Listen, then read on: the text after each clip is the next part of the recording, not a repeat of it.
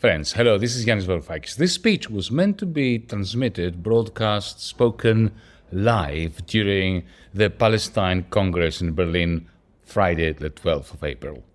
But because the German police, egged on by the whole of the political system of the Federal Republic of Germany, burst in and prevented Jews, Palestinians, and the rest of us who wanted to have a Congress during which to discuss peace, reconciliation, coexistence, universal human rights from the Jordan River to the Mediterranean Sea. German police proved beyond reasonable doubt by bursting in and interrupting the live stream, grabbing the microphone, ending that magnificent Congress, that fascism does not need to win government in order to be in power.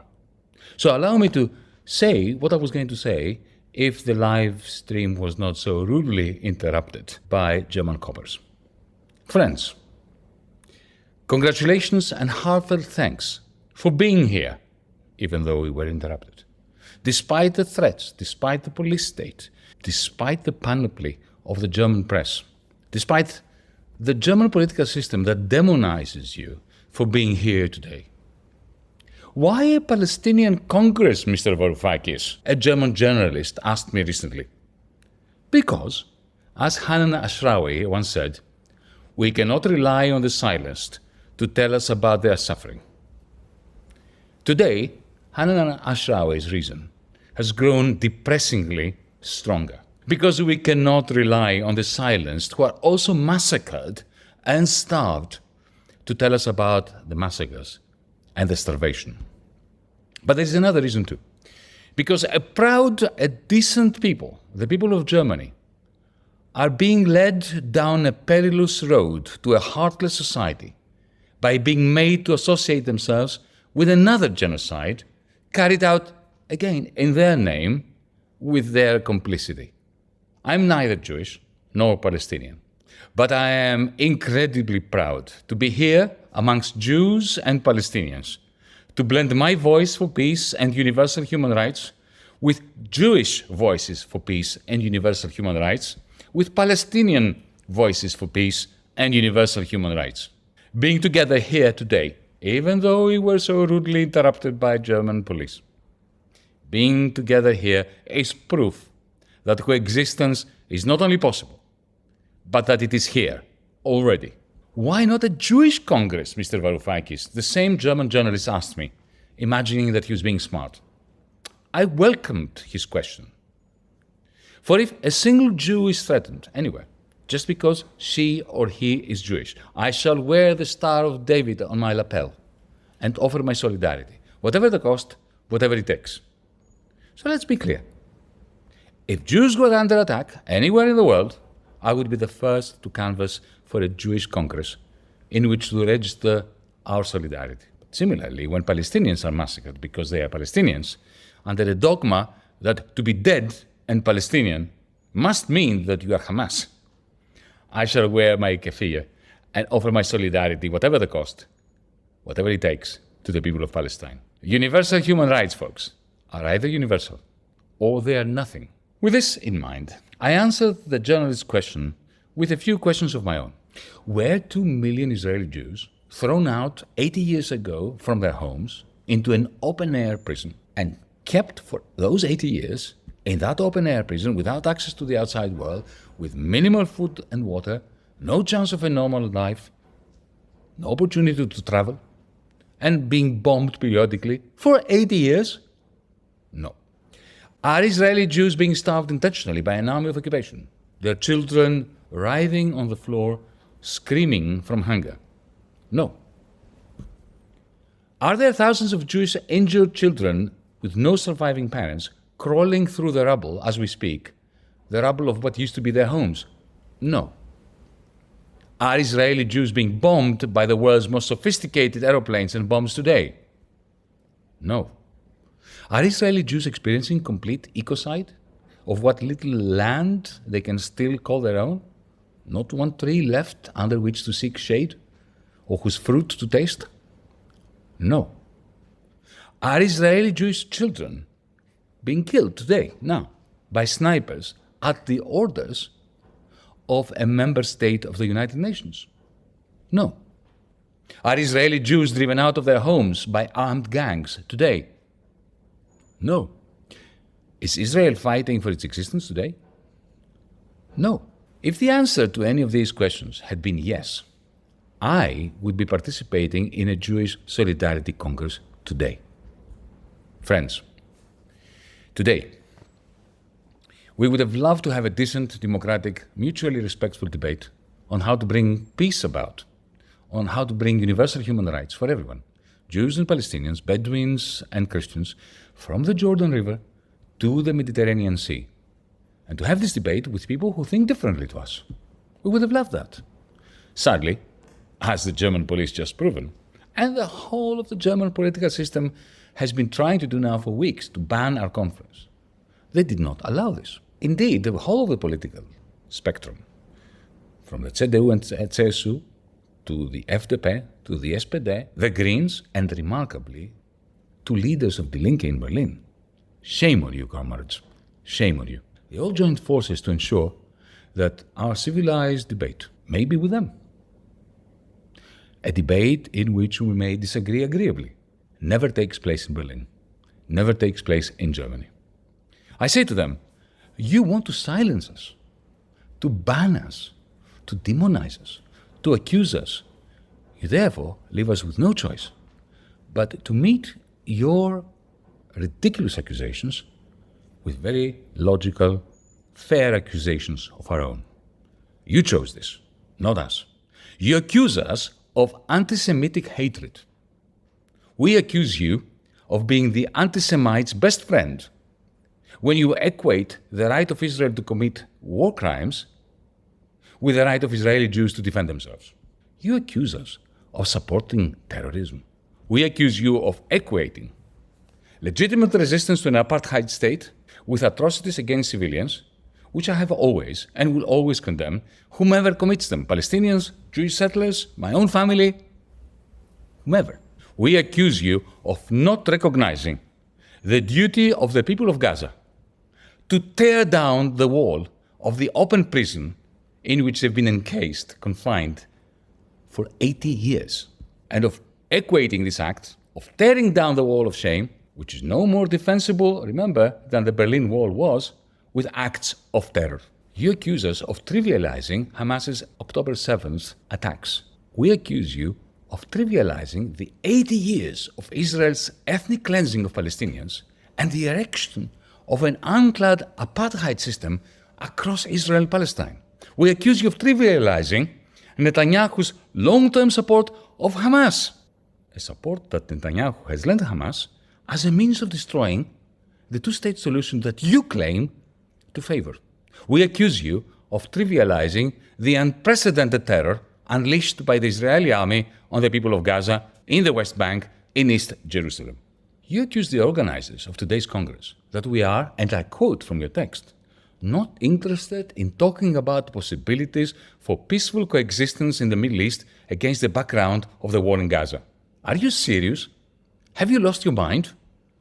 We accuse you of supporting a German state that is, after the United States, the largest supplier of the weapons that the Netanyahu regime uses to massacre Palestinians as part of a grand plan to make a two-state solution and peaceful coexistence between Jews and Palestinians absolutely impossible.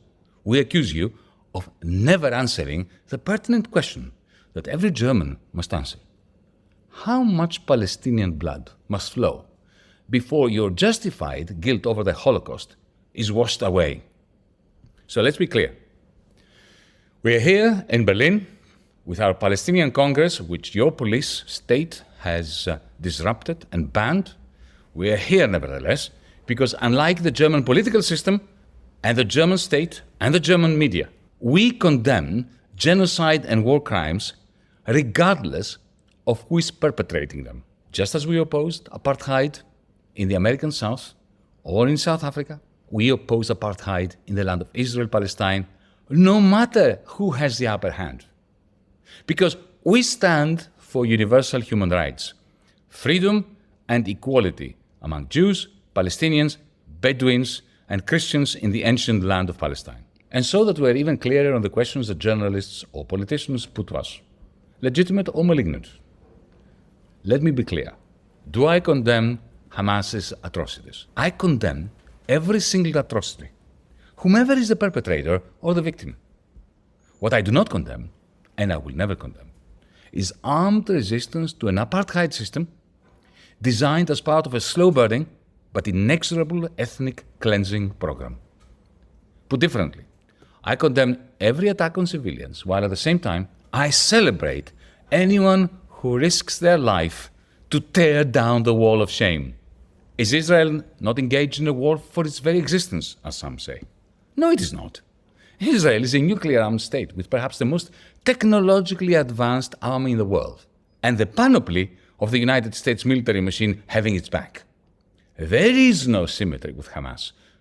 Hamas is a group which can cause and has caused serious damage to Israelis, but which has no capacity whatsoever to defeat Israel's military, or even to prevent Israel from continuing to implement the slow genocide, not so slow these days, of Palestinians, under the system of apartheid that has been erected with long-standing American, German, and European Union support. Are Israelis not justified to fear that Hamas wants to exterminate them? Of course they are. Jews have suffered a Holocaust that was preceded with pogroms and a deep-seated anti-Semitism permeating the whole of Europe and the Americas for centuries. It is only natural that Israelis live in fear of a new pogrom if the Israeli army falls. I understand that. That's perfectly understandable. However, by imposing apartheid on their Palestinian neighbors, by treating them like Untermenschen, subhumans, the Israeli state is stoking the fires of anti-Semitism. It is strengthening those Palestinians and Israelis who want just to annihilate each other. And in the end, apartheid contributes to the awful insecurity consuming Jews in Israel and the diaspora. To put it bluntly, apartheid against Palestinians is the Israelis' worst self-defense. What about anti-Semitism? Anti-Semitism is always a clear and present danger, a danger that must be eradicated, especially amongst the ranks of the global left and the Palestinians fighting for Palestinian civil liberties, everywhere. Others ask, why don't Palestinians pursue their objectives by peaceful means? They did. The PLO recognized Israel, even though Israel never recognized Palestine. And the PLO famously renounced armed struggle. And what did they get for it? Absolute humiliation and systematic ethnic cleansing in the West Bank. It's going on as we speak. That is what nurtured Hamas and elevated Hamas in the eyes of many Palestinians as the only alternative to the genocide of the Palestinian people under Israel's apartheid. What should be done now? What might bring peace to Israel-Palestine? First, an immediate, unconditional ceasefire. Second, the release of all hostages, Hamas's hostages, and the thousands of hostages held by Israel.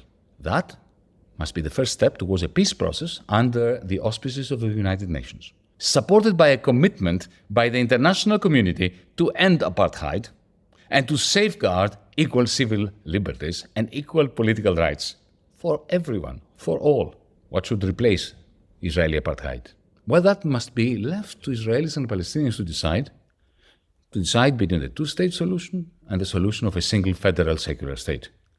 But under the condition that the international community has made it clear to everyone that there will be equal political rights and equal civil liberties from the Jordan River to the Mediterranean Sea. Friends, in the final analysis, we are here because vengeance is a lazy form of grief.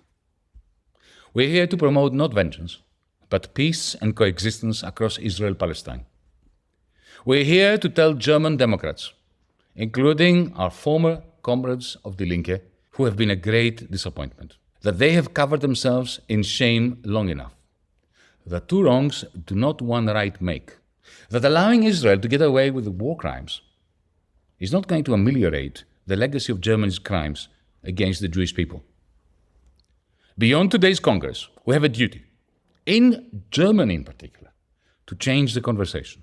We have a duty to persuade the vast majority of decent Germans out there that universal human rights is what matters, that never again means never again for anyone, Jew, Palestinian, Ukrainian, Russian, Yemeni, Sudanese, Rwandan, for everyone, everywhere.